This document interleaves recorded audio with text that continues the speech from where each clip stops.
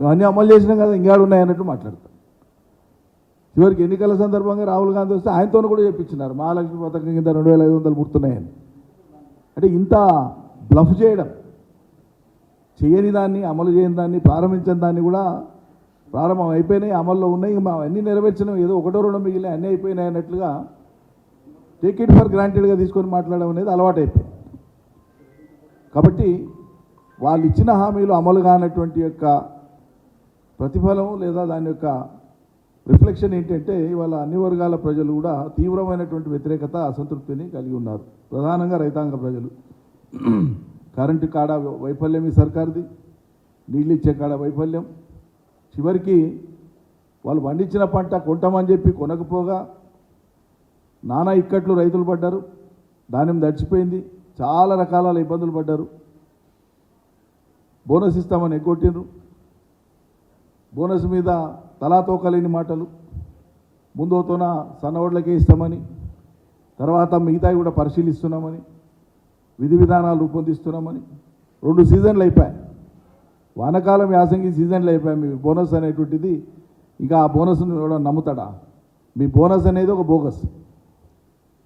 కాంగ్రెస్ ఇచ్చినటువంటి రైతులకు బోనస్ అనేటువంటి ఆ మాట అయితే ఉందో అదొక బ్లఫ్, అదొక బోగస్ మాట. మీరు ఇంకో అదనపు బోనస్ ఏమి ఇచ్చినట్టు రైతుల మీద లాఠీచార్జ్ చేస్తున్నారు. సర్కారు వచ్చిన 6 నెలలకే రైతుల యొక్క డిమాండ్ల మీద రైతులు సంఘటితమో ఎక్కడన్నా కూర్చొని ఏదైనా ప్రభుత్వాన్ని అడుగుతున్నారంటే వాళ్ళ మీదకి పురమాయిస్తున్నారు పోలీసులు. మరి గతంలో ఎందుకో జరగలేదు? 9.5 ఏళ్ల కాలంలో ఎందుకో రైతులు లైన్లలో నిలబడలే? గతంలో ఎందుకో ఎరువుల కొరత రాలే? గతంలో ఎందుకో నీళ్లు లేక పంటలు ఎండిపోయినాయనే వార్తలు రాలేదు? గతంలో విత్తనాలు లేక రైతులు ఆందోళన చేయలేదు ఎందుకో? మరి కేసీఆర్ దిగిపోగానే ఇవన్నీ స్టార్ట్ అయితే ఇవన్నీ మీ గొప్పతనాలా? మరి మీ పనితీరుకు మీ గొప్పతనాలకు తార్కాణమా ఇదంతా? ఎట్లా అర్థం చేసుకోవాలి ప్రజలు? కాబట్టి ప్రజానికాన్ని అర్థం చేసుకోమని విజ్ఞప్తి చేస్తున్నాము. మీరు చెప్పిన కథనం ప్రకారంగానే, మీరు ఇచ్చే లీకుల ప్రకారంగానే, వచ్చినటువంటి వార్తా కథనాల ప్రకారంగానే అవన్నీ నిజంగానే డిస్ట్రాక్ట్ అయ్యి ఉంటే మరి ఎవిడెన్స్ ఎక్కడి నుంచి కలెక్ట్ చేసినట్లు మీరు? దేంట్లోకి వెళ్ళి కలెక్ట్ చేసినట్లు మీరు? కస్టడీలో ఉన్నటువంటి ఒక మనిషి ఇచ్చినటువంటి వాంగ్మూలమే ఎవిడెన్స్ ఎట్లయితుంది? వాంగ్మూలమే ఎవిడెన్స్ కాదు. ఎప్పుడు వాంగ్మూలం should lead to A fresh fact, new fact. అప్పుడు మాత్రమే కోర్టులో ఎవిడెన్స్ అవుతుంది. ఇది తెలుసు, పోలీసులకు కూడా తెలుసు, కమిషనర్ శ్రీనివాస్ రెడ్డి గారికి కూడా తెలుసు, కింద ఉండే విచారణ చేసే వాళ్ళకి కూడా తెలుసు. తెలియదనేది కాదు. కాబట్టి దీన్ని ఎంతసేపటికి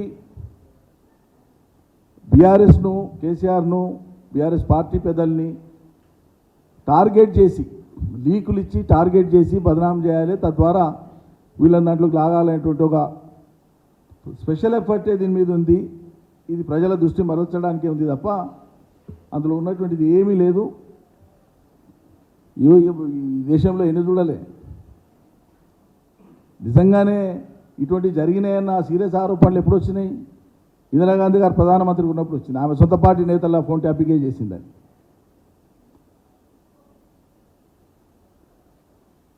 రాష్ట్ర అసెంబ్లీలో కాంగ్రెస్ ప్రభుత్వం ఉన్నప్పుడు చిరంజీవి గారు ఎమ్మెల్యేగా ఉండి ఆయనే చెప్పినారు కదా, నా ఫోన్ ట్యాప్ చేసినారని. కాంగ్రెస్ ప్రభుత్వం చేసిందని ఆయనే చెప్పినారు కదా. కాబట్టి ఇదేదో బీఆర్ఎస్ చేసిందని కాదు, ఇది ఆరోపణ మాత్రమే. కానీ నిజంగా మీరు చేసింది అనేటువంటిది మీ చరిత్ర. ఇది సాక్షాత్తు ఇందిరాగాంధీ గారు ప్రధానమంత్రిగా ఉన్నప్పుడే కేంద్ర ప్రభుత్వం చేసిందని, దేశంలోని చాలా కాంగ్రెస్ ప్రభుత్వాలు చేసినాయని, ఈ రాష్ట్రంలో ఉండేటువంటి గత కాంగ్రెస్ ప్రభుత్వాలు కూడా ఈ పని చేసినాయని చెప్పి రికార్డ్స్ చెప్తున్నాయి, ఆరోపణలు చెప్తున్నాయి, చర్చలు చెప్తున్నాయి. ఇంత పెద్ద ఎత్తున వస్తున్నాయంటే మీరు ఆ సమస్యలను అడ్రస్ చేయాలని కదా. చేసిందా? లేవు కదా.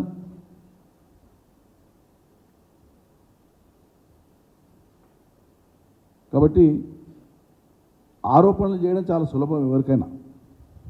దానికి కట్టుబడి చట్టబద్ధమైన సంస్థల ద్వారా చట్టబద్ధమైనటువంటి ప్రొసీజర్లో వాటిని నిగ్గుదేల్చడం అనేటువంటిది అవసరం.